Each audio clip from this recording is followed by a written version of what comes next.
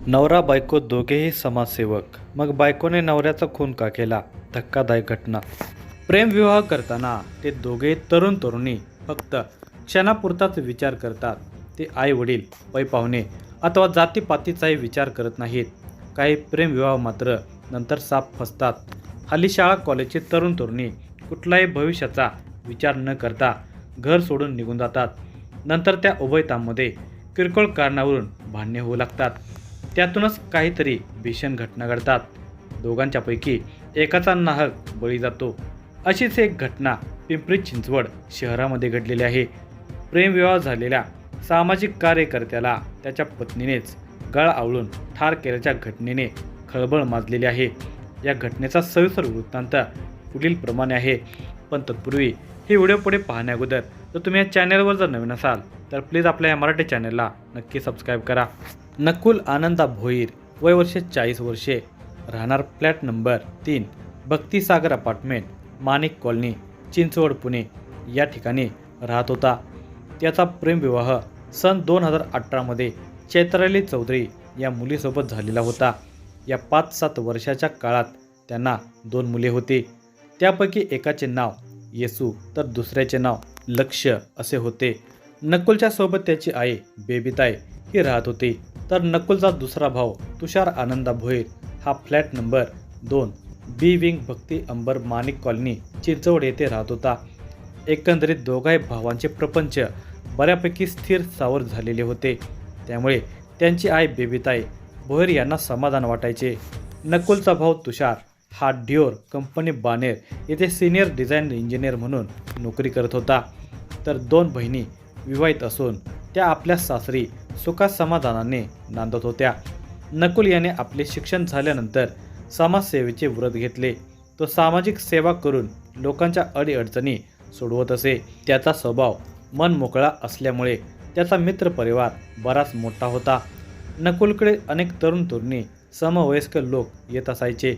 गेल्या 10-15 वर्षापासून ते या परिसरामध्ये चांगलेच परिचित झालेले होते.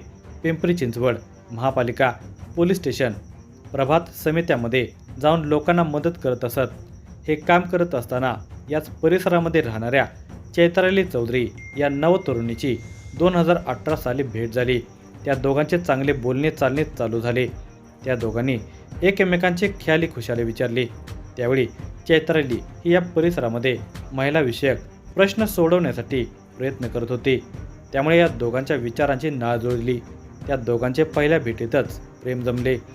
काहीच दिवसामध्ये नकुल आणि चैत्राली हे प्रेमविवाह करून लग्नबंधनामध्ये अडकले. ते सुखाने संसार करू लागले.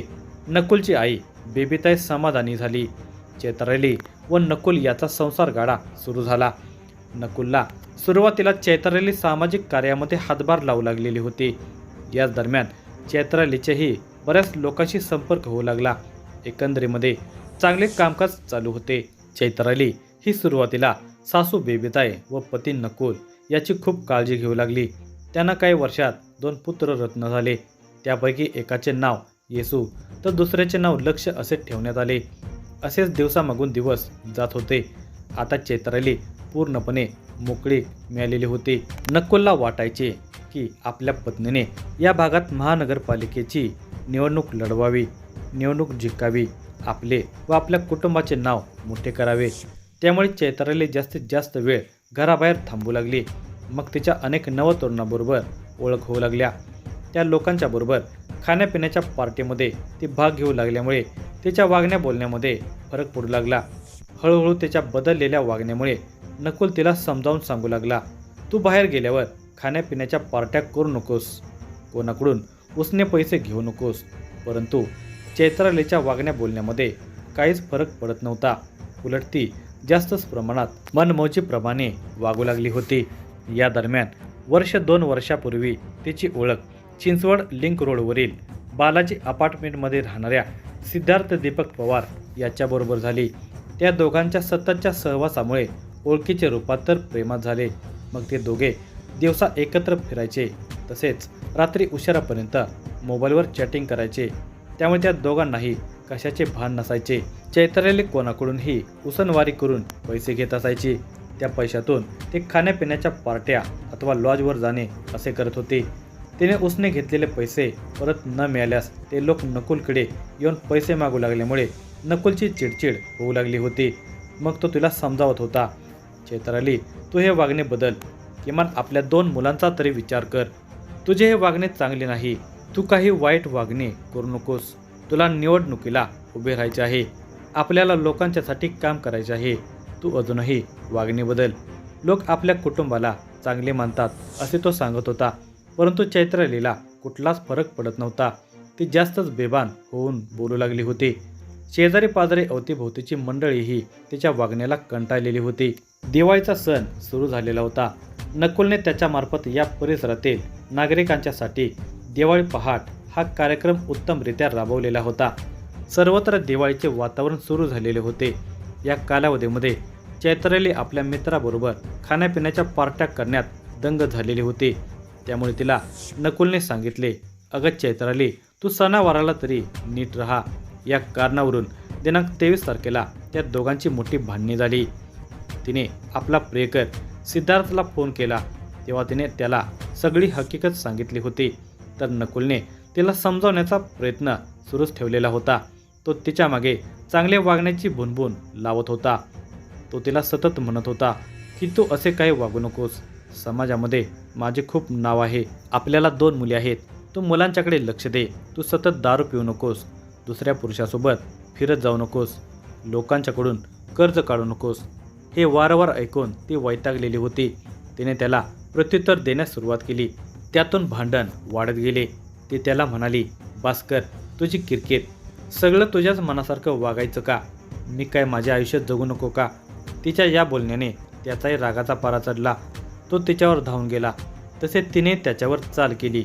दोघांच्यामध्ये हाणामारी सुरू झाली.